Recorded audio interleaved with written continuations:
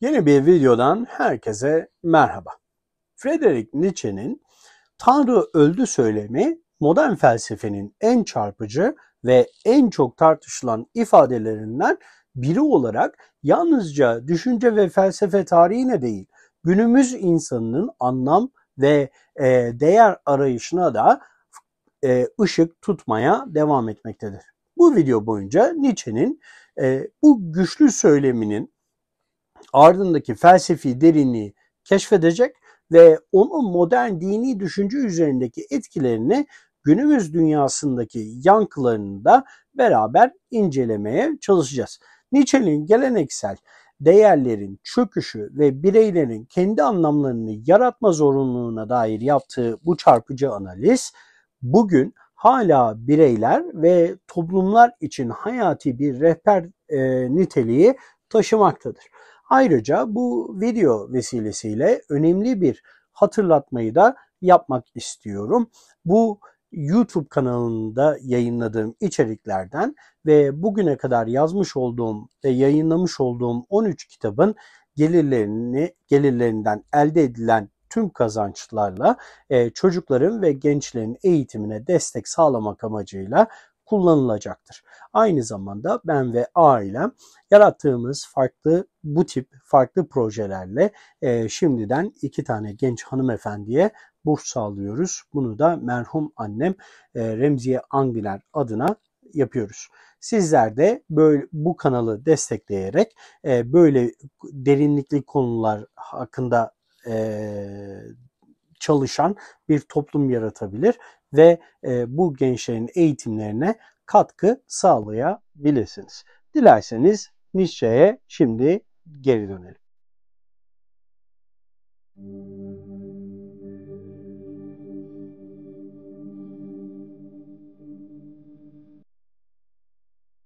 Nietzsche'nin ünlü "Tanrı öldü" ifadesi modern felsefenin en çok tartışılan ve en provokatif söylemlerinden biridir. Bu ifade yalnızca bir cümlenin ötesine geçerek hem felsefi hem de toplumsal anlamda derin etkiler bırakmıştır. Peki Nietzsche bu sözle ne anlatmak istemiştir?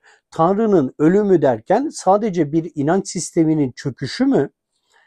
Yoksa bundan çok daha derin bir şey mi ifade ediyor? Bunlara bakacağız. Bu sorulara yanıt ararken aynı zamanda bu ifadenin modern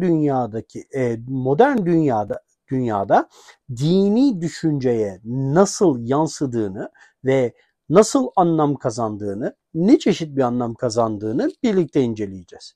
Nietzsche'nin bu söylemi yalnızca bir eleştiri değil, aynı zamanda tüm insanlara bir çağrıdır. Eski değerlerin yerini alacak yeni anlamlar ve yaşam biçimleri oluşturma çağrısı bu bağlamda Tanrı öldü ifadesiyle veya Tanrı öldü ifadesinin yalnızca dini bir olgu olarak değil, modern insanın ahlak, anlam ve bireysel özgürlük arayışındaki yerini keşfetmek için bir başlangıç olduğunu göreceğiz. Nietzsche'nin bu güçlü söyleminin ardında yatan derinliği ve onun günümüz dünyasındaki yankılarını da birlikte incelemeye başlayalım. Friedrich Nietzsche 19. yüzyılın en etkili filozoflarından, düşünürlerinden biri olarak yalnızca felsefi düşünceyi değil, modern dünyayı da derinden etkileyen bir düşünürdür, bir figür olarak karşımıza çıkar. 1844 yılında Almanya'da doğdu Nietzsche. Klasik filoloji eğitimi aldı ve genç yaşta da profesör olmayı başardı. Ancak akademik dünyadan koptu ve daha çok düşünmeye, felsefi çalışmalara ve felsefi yazılara odaklanmayı tercih etti. Hayatı boyunca birçok sağlık problemi geçirdi ve bunlarla mücadele etti. Nietzsche özellikle ahlak, din, sanat ve insan doğası üzerine yoğunlaştı ve çalışmalarını bunlar üzerine yaptı. Onun felsefesi geleneksel değerlerin radikal bir eleştirisi ve insanın özgürlüğünü yeniden tanımlama çabası olarak ön plana çıkmaktadır. Nietzsche, insanlık tarihinin büyük bir kırılma noktasında olduğunu hissediyordu. Buna inanıyordu. Bu kırılmayı en çarpıcı şekilde ifade eden söylemi ise Tanrı öldü ifadesidir. Tanrı öldü ifadesi Nietzsche'nin özellikle iki önemli eserinde görülür. Bunlardan Almancası Die fröhliche Wissenschaft, yani mutlu bilim ya da şen bilim olarak çevirebilirim. Ve also Sprach Zarathustra, yani böyle buyurdu Zerdüş adlı kitaplarında karşımıza çıkıyor. İlk olarak şen bilim veya mutlu bilimde bir delinin ağzından ifade edilen bu söz geleneksel Hristiyanlık değerlerini ve Batı toplumunun dayandığı ahlaki ve metafizik temellerin çöküşünü simgelemektedir. Nietzsche'nin burada Tanrı öldü derken kastettiği fiziksel olarak bir Tanrı'nın varlığı ya da yokluğu değil, bu Tanrı'nın Batı düşüncesindeki merkezi rolünü ve ona duyulan inancı kaybetmesidir. Böyle buyurduğu Zerdüşt'te ise bu tema daha geniş bir şekilde ele alınır ve üst insan fikriyle bağlantılı olarak eski değerlerin yerine yeni bir anlam yaratma çağrısı yapılır. Nietzsche'ye göre geleneksel ahlak ve din insanları özgür bireyler olmaktan alıkoyan, onları sürü psikolojisine hapsetmiş kurumlar haline gelmiştir. Hristiyanlık insanları güçlü ve özgür bireyler olmaktan uzaklaştıran bir köle ahlakı yaratarak onların yaratıcı potansiyellerini sınırlamıştır. Yani onlara bir sınır çizmiş ve o sınırların içine hapsetmiştir. Tanrı öldü ifadesi sadece bir sorunu değil, aynı zamanda da bir başlangıcı simgeler Nietzsche için. Bu söylem eski değerlerin yıkılmasını ve insanın kendi anlamını yeniden yaratmasını ifade eder. Bu bağlamda Nietzsche'nin ifadesi modern bireycilik ve nihilizm arasındaki gerginlik üzerinde şekillenmektedir. Tanrı'nın ölümü insanı tüm anlam kaynaklarından yoksun bırakan bir nihilizmi beraberinde getirmiştir. Ancak Nietzsche nihilizmi bir son olarak değil, bir geçiş dönemi olarak görmektedir. Eski değerlerin çöküşü insanın kendi anlamını yaratması için bir fırsat olarak görülür. Modern bireycilik ise bu yeni anlam yaratma çabasının bir parçası olarak ortaya çıkmıştır. İnsan artık dışsal bir otoriteden değil, kendi içsel gücünden ve yaratıcı potansiyelinden beslenerek bir hayat inşa etmek zorundadır. Bir hayat şekillendirmek zorundadır. Nietzsche'nin felsefesi bu dönüşümün felsefi temellerini atmıştır ve modern insanın önündeki hem büyük tehlikeleri hem de büyük fırsatları ortaya koyar. Nietzsche'nin Tanrı öldü söylemi yalnızca felsefe dünyasında değil, dini düşünce ve teoloji alanında da derin yankılar uyandırmıştır. Derin bir uyanış sağlamıştır. Nietzsche'nin bu ifadeyle kastettiği Batı toplumunun dayandığı geleneksel dini ve ahlaki yapıların artık işlevini yitirdiği ve bu nedenle modern insan için anlam yaratma kapasitesini kaybettiğidir. Bu tespiti modern bir dini düşünceyi şekillendiren en önemli eleştirilerden biri haline gelmiştir. Affedersiniz. Nietzsche, dinin insan doğasındaki yaratıcı ve güçlü potansiyellerini bastırdığını ve bireyin özgürlüğünü sınırladığını savunarak geleneksel inançların insan yaşamındaki değerini hem dini eleştiriler hem de yeni teolojik yaklaşımlar için bir başlangıç noktası oluşturmuştur. Nietzsche'nin bu söylemine geleneksel teologlar ve dini dini perspektifleri savunan çevreler çeşitli tepkiler vermişlerdir. Geleneksel teoloji Nietzsche'nin söylemini genellikle moderniteyle ilişkili olarak dini değerlerin aşınmasının bir sonucu olarak değerlendirmiştir. Bazı teologlar Nietzsche'nin Tanrı'nın ölümüne dair tespitini modern insanın Tanrı'dan uzaklaşması ve sekülerleşme süreci olarak yorumlamıştır. Bu perspektiften bakıldığında Nietzsche'nin eleştirisi dinin modern toplumdaki rolünü yeniden tanımlamaya ve Hristiyanlığın insanlığa sunduğu ahlaki, metafizik değerleri savunma çabası için bir meydan okuma olarak algılanmıştır. Özellikle Karl Barth gibi bazı teologlar Nietzsche'nin eleştirisine yanıt olarak dini inançların bireysel ve toplumsal anlam yaratma kapasitesini yeniden vurgulamışlardır. Diğer yandan postmodern yaklaşımlar Nietzsche'nin söylemlerini farklı bir perspektiften ele almışlardır. Postmodern düşüncede din artık sabit bir dogma ya da evrensel bir hakikat olarak değil, toplumsal yapılar içinde sürekli dönüşen ve yeniden yorumlanan bir olgu olarak görülmektedir. Nietzsche'nin "Tanrı öldü" ifadesi bu dönüşümün bir habercisi olarak okunmuştur. Postmodern düşünürler dinin bireylerin ve toplumların anlam arayışındaki rolünü yeniden tanımlamışlardır. Bu yaklaşımlar dinin artık yalnızca bir otorite kaynağı olarak değil, bireysel deneyim ve kültürel çeşitlilik içinde de bir anlam yaratma aracı olarak varlığını sürdürebileceğini öne sürmektedir. Özellikle postmodern teologlar Nietzsche'nin eleştirisini dini ritüellerin, pratiklerin ve metinlerin bireysel bir toplumsal bağlamda yeniden anlamlandırılması için bir fırsat olarak görmüşlerdir. Bu da Hristiyan dünyasında, Batı dünyasında alışılmadık bir bakış açısıdır. Bu bağlamda Nietzsche'nin etkisi modern dini düşüncede iki yönlü bir dönüşüm yaratmıştır.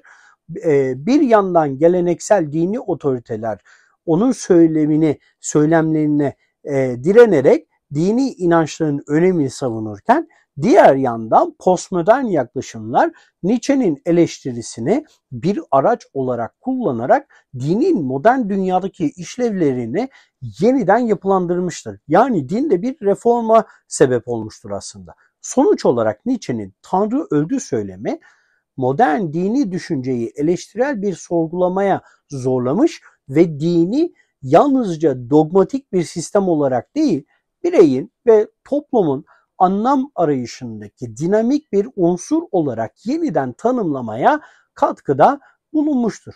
Bu söylem dinin sadece eleştirisini değil, aynı zamanda potansiyel dönüşüm alanlarını da göstermesi bakımından modern dini düşünce için bir dönüm noktası olmuştur.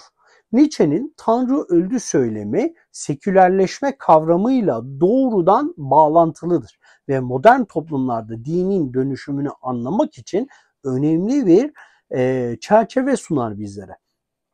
Sekülerleşme genel anlamıyla dinin toplumdaki merkezi rolünün azalması ve bireylerin, toplumsal kurumların ve kültürel yapıların dini otoritelerden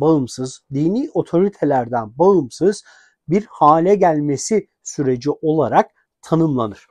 Nietzsche'nin bu söylemi aslında sekülerleşme sürecinin felsefi bir yansımasıdır. Modernleşme ile birlikte bilimsel ilerlemeler, bireysel özgürlük anlayışı ve rasyonel düşüncenin, akılcı düşüncenin yükselişi dinsel toplumsal anlamlardaki çatışmaları da göze öne serer. Tanrı'nın ölümü dini değerlerin insan yaşamındaki belirleyiciliğinin sona erdiğini ve yerine yeni bir anlam arayışının konması gerektiğini ifade eder. Sekülerleşme süreci dinin toplumsal rolünü tamamen ortadan kaldırmak yerine onun farklı bir biçime dönüşmesine yol açmıştır. Modern toplumlarda din artık bireylerin günlük yaşamlarını düzenleyen ve otorite sağlayan bir yapı olmaktan çok bireysel anlam ve arayışın bir aracı olarak görülmektedir. Yani Orta Çağ'dan beri Batı dünyasında insanların günlük hayatlarına sirayet eden din artık modern insanda farklı bir seviyeye dönüşmüştür. Farklı bir yere transfer olmuştur. Nietzsche'nin eleştirisi bu noktada çok önemlidir. Çünkü o sekülerleşme ile birlikte ortaya çıkan boşluğa dikkat çeker. Tanrı'nın ölümü yalnızca eski değerlerin çöküşünü değil, aynı zamanda bu çöküşle gelen nihilizmi ve bireylerin anlam yaratma konusunda karşılaştığı zorlukları da ifade eder. Bu bağlamda sekülerleşme süreci dini yapıları tamamen ortadan kaldırmamış, onları bireysel ve toplumsal bağlamda yeni bir şekilde yorumlamaya zorlamıştır. Yani dinlerin başka bir düşünceyi, başka bir şekilde transferini sağlamıştır. Modern dini düşünce bu dönüşüm sürecine yanıt olarak farklı yaklaşımlar geliştirmiştir. Geleneksel teologlar sekülerleşmeyi genellikle dini tehdit eden bir süreç olarak algılamış ve önemini yeniden vurgulamaya, dünyadaki önemini yeniden vurgulamaya çalışmışlardır. Diğer yandan postmodern teologlar ve postmodern düşünürler sekülerleşmeyi bir kayıp olarak değil, yeni bir fırsat olarak değerlendirmişlerdir. Bu düşünceye göre sekülerleşme süreci dinin sabit dogmalar yerine bireysel deneyim, toplumsal bağlam ve kültürel çeşitlilik içinde yeniden anlam kazanması için bir alan olarak görmüşlerdir, alan yaratmışlardır. Nietzsche'nin Tanrı öldü söylemi bu yeniden anlamlandırma çabalarına zemin hazırlamış, eski otoritelerin çöküşüyle birlikte dini modern toplumdaki dönüşümüne eleştirel bir katkı sunmuştur. Sekülerleşme süreci aynı zamanda dinin toplumsal hayattaki görünürlülüğünü farklı formlarda devam ettirmesine olanak tanımıştır. Modern toplumda din kimi zaman politik ve toplumsal hareketlerde, kimi zaman ise bireysel maneviyat arayışlarında kendine yeni bir rol bulmuştur. Nietzsche'nin eleştirisi bu süreçte dini yalnızca bir otorite kaynağı olarak değil, aynı zamanda modern insanın varoluşsal anlam arayışındaki dinamik bir unsur olarak değerlendirme fırsatı sunar. Bu bağlamda Nietzsche'nin Tanrı öldü söylemi sekülerleşmenin yarattığı dönüşümün hem eleştirisi hem de onunla başa çıkmak için bir düşünce rehberi olarak da okunabilir, ele alınabilir. Bu süreç dini sabit bir otorite olmaktan çıkarıp modern bireyin anlam yaratma çabasının bir unsuru haline getirmiştir. Nietzsche'nin bu söylemi modern dini düşüncenin ve sekülerleşme sürecinin karmaşık ilişkisini anlamak için güçlü bir felsefi çerçeve, felsefi bir zemin hazırlar bizler için. Nietzsche'nin Tanrı öldü söylemi günümüz toplumunda hem bireyin yaşam tarzında hem de toplumsal yapılar üzerinde de etkileri vardır. Bu söylem modern dünyada geleneksel dini değerlerin ve otoritelerin gerilemesinin bir ifadesi olarak insanların anlam arayışını daha bireysel ve özgün yollara yönlendirdiğini ve dönüşümün habercisi olarak görülmüştür. Aynı zamanda da bu şekle dönüşmüştür. Günümüz insanı Artık eski toplumlarda olduğu gibi dini dogmalar ve kolektif inanç sistemleriyle değil, kendi bireysel değerleri ve tercihleri doğrultusunda bir yaşam tarzı oluşturma çabasındadır. Bu durum Nietzsche'nin ifade ettiği anlamda nihilizmin bir yansıması olarak görülebilir. Çünkü eski değerlerin çöküşüyle ortaya çıkan bu boşlukta, bu vakumsal boşlukta bireyleri yeni bir anlam yaratma sorumluluğuyla baş başa bırakmıştır. Bilim ve teknolojinin yükselişi Nietzsche'nin söylemini desteklemektedir. Modern dünyada dini otoritelerin yerine geçen yeni bilgi ve güç merkezleri yaratmıştır bu durum. Bilim artık evrenin işleyişine dair açıklamalarda dinin yerini almış ve teknolojinin gelişimi bireylerin yaşam tarzını da radikal şekilde dönüştürmüştür. Yani bilimin açıkladığı bazı efsanevi açıklamalar, bilimin kolaylıkla açıkladığı fakat İncil'in veya din kitaplarının açıklayamadığı bazı konular insanların hayatında derin değişiklikler yapmıştır. Ve bundan dolayıdır ki Batı Hristiyanlığında ve Batı inancında daha sonra tüm dünyaya dağılan bu boşlukta artık din kendine farklı bir alanda yer bulma çabası içine girmiştir. Çünkü dinin açıklayamadığı veya açıklamakta çok zorlandığı konularda bilim kendini göstermiştir. Modern toplumlarda Nietzsche'nin söyleminin etkisi seküler ve spiritüel hareketlerde de açıkça görülmektedir. Seküler hareketler dini otoriteye ve geleneksel değer sistemlerine karşı bir alternatif sunarak bireylerin özgürleşmesine odaklanmıştır. Bu hareketler Nietzsche'nin üst insan kavramıyla örtüşen bir şekilde bireyin kendi anlamını yaratma çabasını desteklemektedir. Diğer yandan spiritüel hareketler ise geleneksel dini yapılardan bağımsız olarak bireysel maneviyat arayışına yönelmektedir. Bu hareketler Nietzsche'nin eleştirdiği dogmatik din anlayışını terk ederek daha kişisel ve esnek bir spiritüel deneyim sunmayı amaçlamaktadır.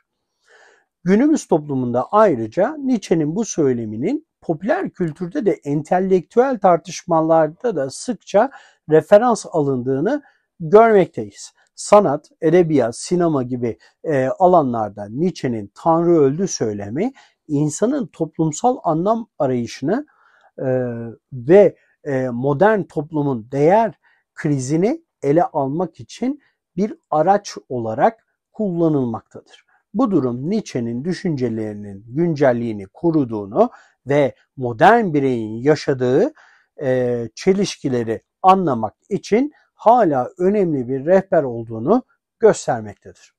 Sonuç olarak Nietzsche'nin Tanrı öldü söylemi modern dünyada bireylerin anlam arayışında ve toplumsal dönüşümlerde derin bir etkiye sahiptir. Eski dini değerlerin yerini bireysel özgürlük, bilimsel bilgi ve teknolojik ilerleme ile doldurmaya çalışan insanlar bir yandan bu yeni araçlardan fayda sağlarken diğer yandan yeni anlam ve ahlak sistemini oluşturma sorumluluğuyla yüzleşmektedir.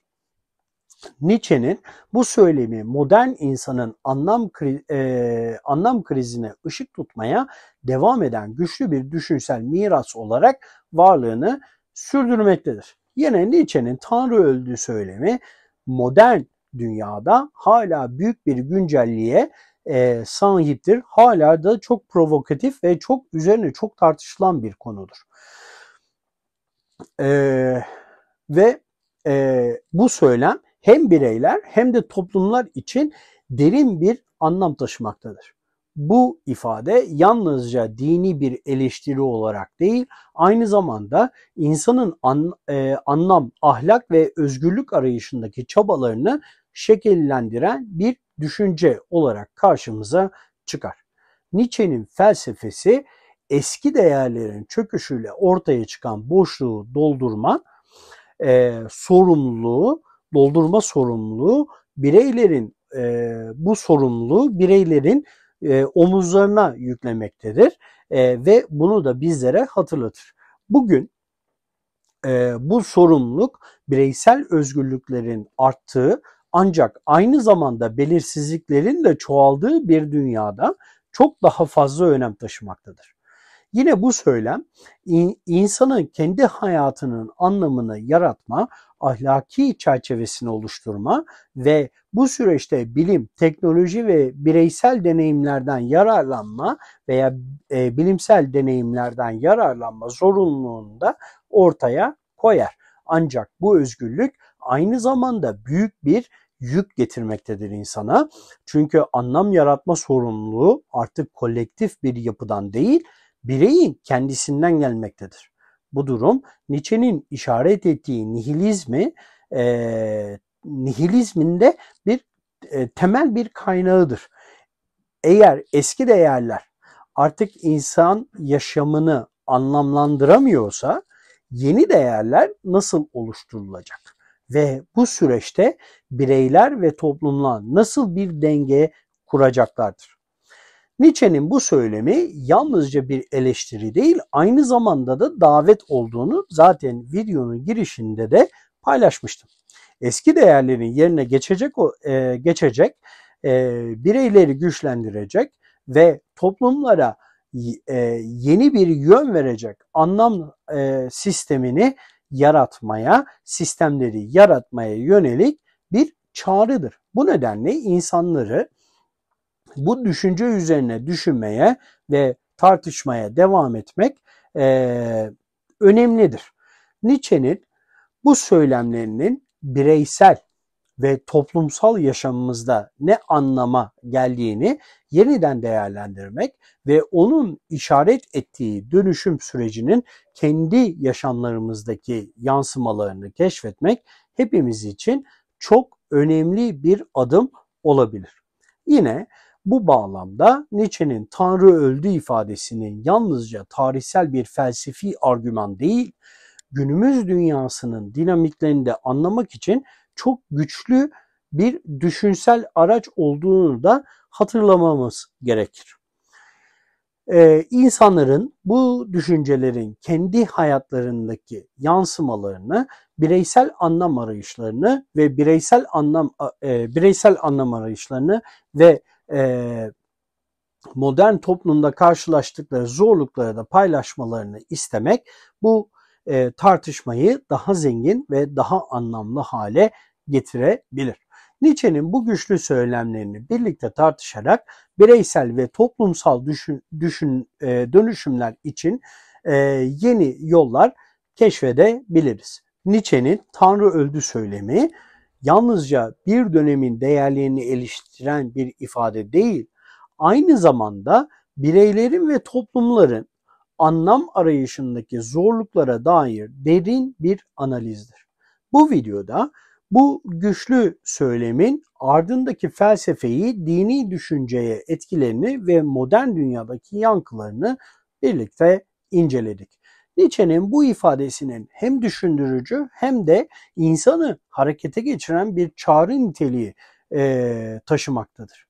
Eski değerlerin yerine yenilerini koyma, bireysel ve toplumsal anlam yaratma sorumluluğunu üstlenmek bugün hepimiz için bir meydan okuma olarak karşımıza çıkmaktadır. Son olarak bu kanalın misyonuna bir kez daha dikkat çekmek istiyorum. Yayınladığım videolar ve yazdığım kitaplardan elde edilen ve edilecek olan tüm gelir çocukların ve gençlerin eğitimine destek sağlamak amacıyla kullanılmaktadır. Bu nedenle kanalımıza abone olarak, videoları beğenerek ve bu videoları paylaşarak yalnızca bu tartışmalara katılmakla kalmaz, aynı zamanda daha iyi bir geleceğe katkıda bulunabilirsiniz. Sizlerin desteğiyle bu tür içerikleri üretmeye ve aynı zamanda eğitim adına bir fark yaratmaya devam edeceğiz. Bir sonraki videoda tekrar görüşmek üzere efendim. Hoşça kalın.